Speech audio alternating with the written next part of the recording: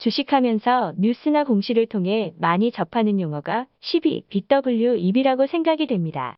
12 발행 소식의 주가가 큰 폭으로 하락하는 경우도 어렵지 않게 보실 수가 있는데요. 이런 용어들에 대해서 쉽게 이해하실 수 있도록 최대한 간략하게 설명드리도록 하겠습니다. 첫 번째로 10이란 컨버러블 본드의 약자로 전환사채라고 합니다. 이 전환사채는 일정한 조건에 따라 채권을 발행한 회사의 주식으로 전환할 수 있는 옵션이 부여된 채권으로 사채와 주식의 중간 형태를 띤 채권입니다. 보통 전환사채를 발행 시 채권과 주식을 얼마의 비율로 교환할 것인지 전환 가격을 설정하게 됩니다. 이때 전환사채의 주식으로 전환은 통상 사채 발행 후 3개월부터 가능합니다. 조금 더 쉽게 이해하실 수 있게 예를 들어 설명해 보겠습니다. A라는 회사가 1년 만기 전환사채를 발행하면서 사채 만기 보장 수익률이 8%, 그리고 전환 가격을 1만 원으로 정했습니다. 향후 1년 동안 A 회사 주가가 1만 원이 미치지 못하고 8천 원까지 하락했을 경우 투자자 입장에서는 손해이기 때문에 그냥 채권을 만기까지 보유했다가 8%의 이자를 받으면 됩니다. 하지만 A 회사 주가가 급등하면서 2만 원까지 올랐다고 가정을 한다면 당연히 주식으로 전환해서 한 주당 1만 원에 이르는 시세 차익을 누릴 수 있습니다.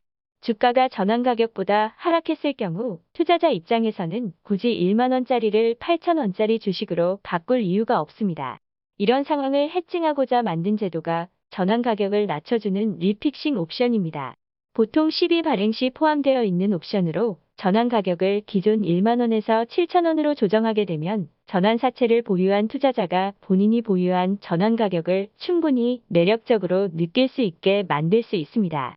이처럼 전환사채 보유자는 특정 회사의 주식이 상승하며 주가가 전환 가격을 웃돌게 될 경우 주식으로 전환해 시세 차익을 얻을 수 있고, 반대로 주식시장 침체로 주가가 전환 가격보다 낮아지게 되면 만기 때 만기 보장 수익률만큼의 이자를 지급받을 수 있습니다.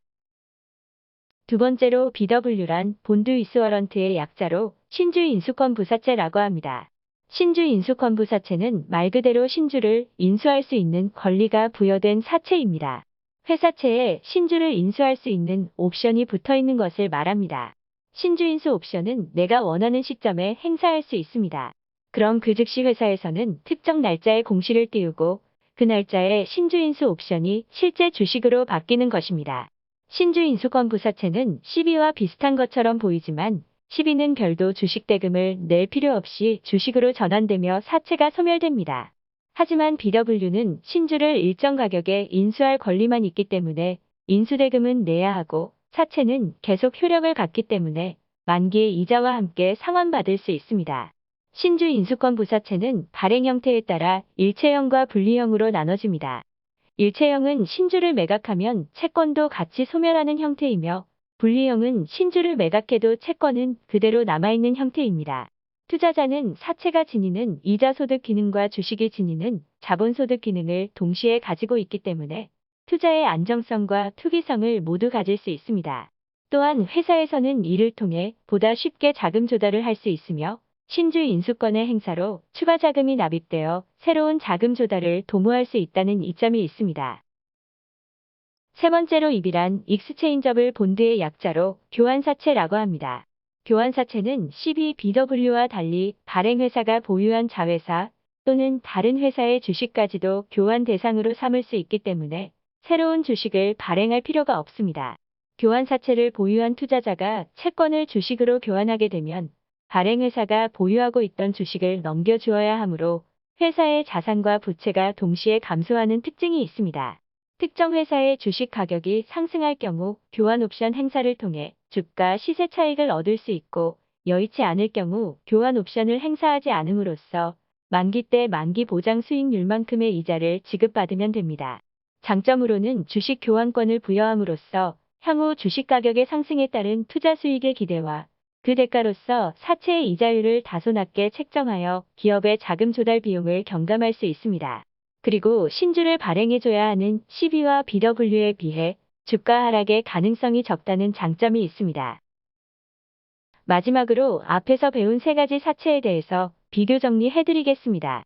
12. BW, EB 세 가지 모두 발행 목적은 차임, 일반 회사채보다 낮은 이자 비용으로 자금 조달하는 것입니다.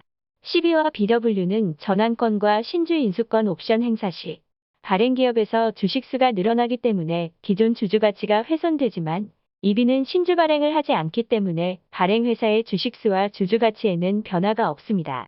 그리고 12와 EB는 주식 전환 시 사채권은 소멸되지만 BW는 분리형의 경우 사채권은 계속 유지가 되는 차이가 있습니다. 지금까지 주식형 사채의 세 종류에 대해 알아보았습니다. 내용이 유익하셨다면 구독과 좋아요 부탁드립니다. 감사합니다.